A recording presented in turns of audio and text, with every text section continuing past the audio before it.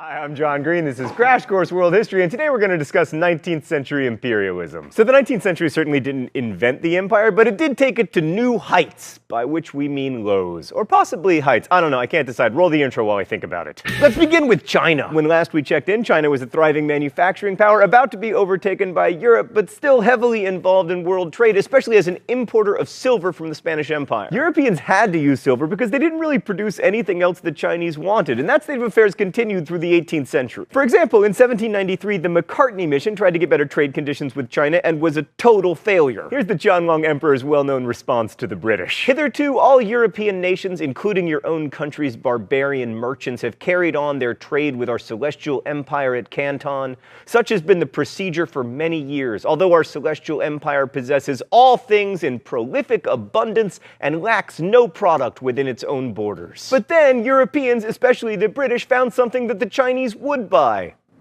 Opium. By the 1830s, British free trade policy unleashed a flood of opium in China, which threatened China's favorable balance of trade. It also created a lot of drug addicts. And then in 1839, the Chinese responded to what they saw as these unfair trade practices with a stern letter that they never actually sent. Commissioner Lin Jie-shu drafted a response that contained a memorable threat to cut off trade in rhubarb, silk, and tea, all valuable products of ours without which foreigners could not live. But even if the British had received this terrifying threat to their precious rhubarb supply, they probably wouldn't have responded because selling drugs is super lucrative. So the Chinese made like tea partiers, confiscating a bunch of British opium and chucking it into the sea. And then the British responded to this by demanding compensation and access to Chinese territory where they could carry out their trade. And then the Chinese were like, man, that seems a little bit harsh, whereupon the British sent in gunships opening trade with Canton by force. Chinese General Yi Qing made a counterattack in 1842 that included a detailed plan to catapult flaming monkeys onto British ships. Stan, is that true? All right, apparently the plans actually involved strapping fireworks to monkeys' backs and were never carried out, but still. Slightly off topic, obviously I don't want anyone to light monkeys on fire. I'm just saying that flaming monkeys lend themselves to a lot of great band names, like the Sizzling Simians, Burning Bonobos, Immolated Marmoset. Stan, sometimes I feel like I should give up teaching world history and just become a band name generator. That's my real gift. Anyway, due to lack of monkey fireworks, the Chinese counterattacks were unsuccessful, and they eventually signed the Treaty of Nanjing, which stated that Britain got Hong Kong and 5 other treaty ports, as well as the equivalent of $2 billion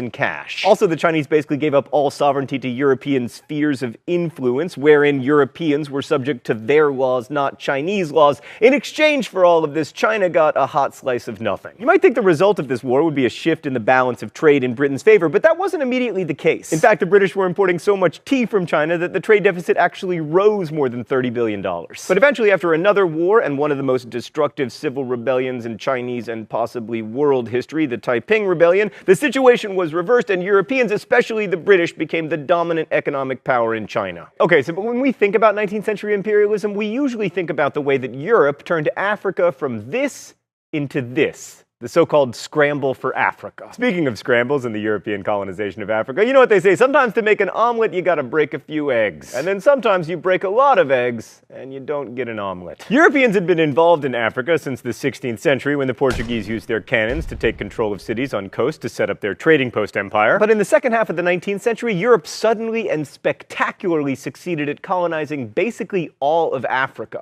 Why? Well, the biggest reason that Europeans were able to extend their grasp over so much of the world was the same reason they wanted to do so in the first place: industrialization. Nationalism played its part, of course. European states saw it as a real bonus to be able to say that they had colonies, so much so that a children's rhyme in an ABC for baby patriots went, "C is for colonies, rightly we boast, that of all the great countries, Great Britain has the most." But it was mostly, not to get all Marxist on you or anything, about controlling the means of production. Europeans wanted colonies to secure sources of raw materials, especially cotton, copper, iron, and rubber, that were used to fuel their growing industrial economies. And in addition to providing the motive for imperialism, European industrialization also provided the means. Europeans didn't fail to take over territory in Africa until the late 19th century because they didn't want to. They failed because they couldn't. This was mostly due to disease. Unlike in the Americas, Africans weren't devastated by diseases like smallpox because they'd had smallpox for centuries and were just as immune to it as Europeans were. Not only that, but Africa had diseases of its own, including yellow fever, malaria, and sleeping sickness, all of which killed Europeans in staggering numbers. Also, Nagana was a disease endemic to Africa that killed horses, which made it difficult for Europeans to take advantage of African grasslands, and also difficult for them to get inland because their horses would die as they tried to carry stuff. Also, while in the 16th century Europeans did have guns, they were pretty useless, especially without horses, so most fighting was done the old-fashioned way, with swords. That worked pretty well in the Americas, unless you were the Incas or the Aztecs, but it didn't work in Africa, because the Africans also had swords, and spears, and axes. So as much as they might have wanted to colonize Africa in the 16th, 17th, and 18th centuries, Africa's mosquitoes, microbes, and people were too much for them. So what made the difference? Technology. First, steamships made it possible for Europeans to travel inland, bringing supplies and personnel via Africa's navigable rivers. No horses?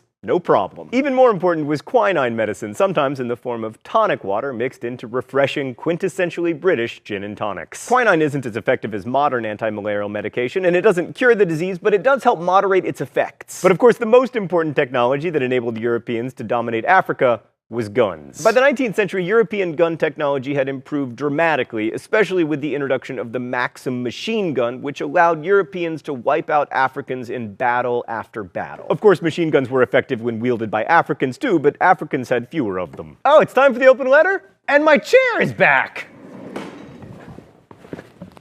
An open letter to Hiram Maxim. But first, let's see what's in the secret compartment today.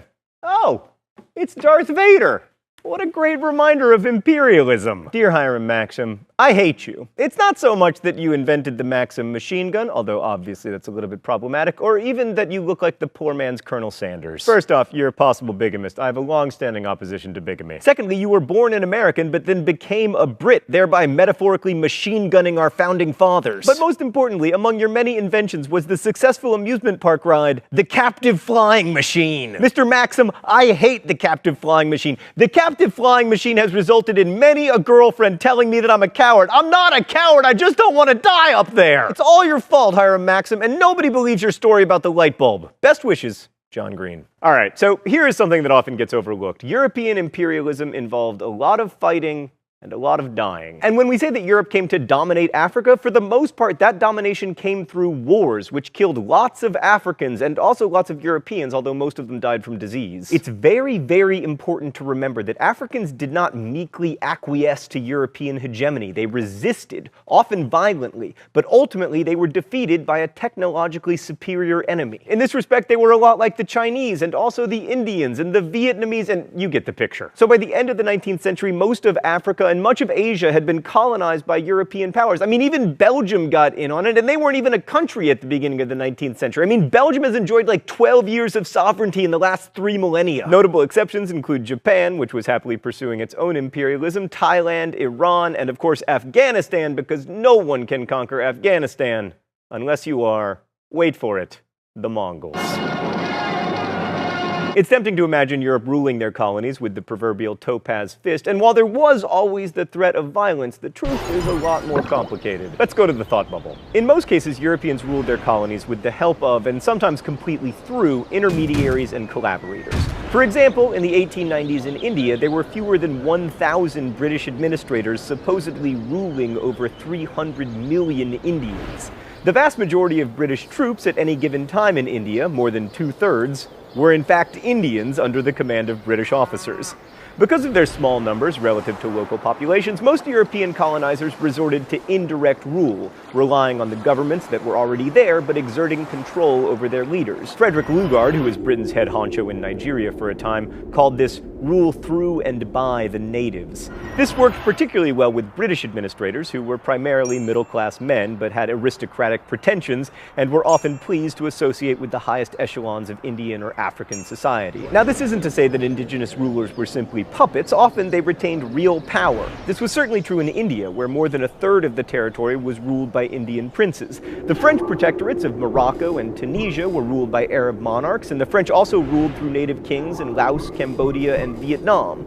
For the most part, Europeans could almost always rely on their superior military technology to coerce local rulers into doing what the Europeans wanted, and they could replace native officials with Europeans if they had to, but in general, they preferred to rule indirectly. It was easier and cheaper.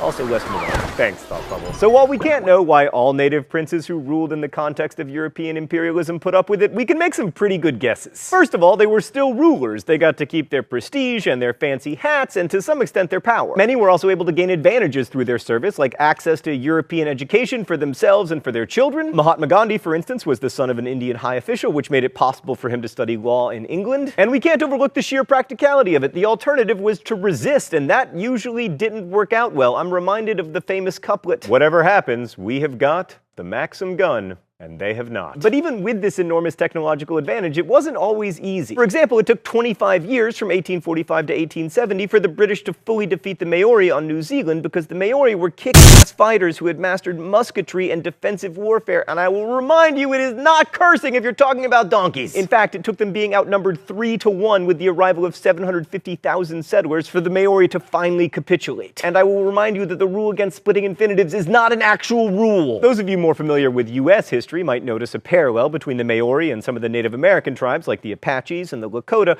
a good reminder that the United States did some imperial expansion of its own as part of its nationalizing project in the 19th century. But back to Africa, sometimes African rulers were so good at adapting European technology that they were able to successfully resist imperialism. Ethiopia's Menelik II defeated the Italians in battle, securing not just independence but an empire of his own. But embracing European-style modernization could also be problematic, as Khedive Ismail of Egypt found out during his rule in the late 19th century. He celebrated his imperial success by commissioning an opera, Giuseppe Verdi's Aida, for the opening of the Cairo Opera House in 1871. Giuseppe Verdi, by the way, no relation to John Green. And Ismail had ambitions of extending Egypt's control up the Nile west toward Lake Chad, but to do that he needed money, and that's where he got into trouble. His borrowing bankrupted Egypt and led to Britain's taking control over the country's finances and its shares in the Suez Canal that Ismail had built with French engineers and French capital in 1869. The British sent in 1,300 bureaucrats to fix Egypt's finances, an invasion of red tape that led to a nationalist uprising, which brought on a full-scale British intervention after 1881 in order to protect British interests. This business imperialism, as it is sometimes known, is really at the heart of the imperialistic impulse. Industrialized nations push economic integration upon developing nations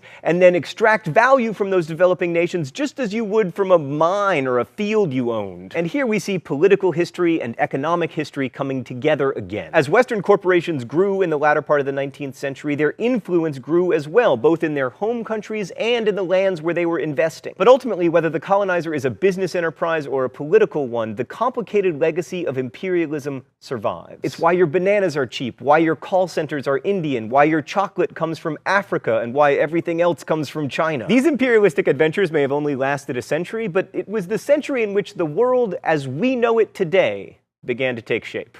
Thanks for watching. I'll see you next week.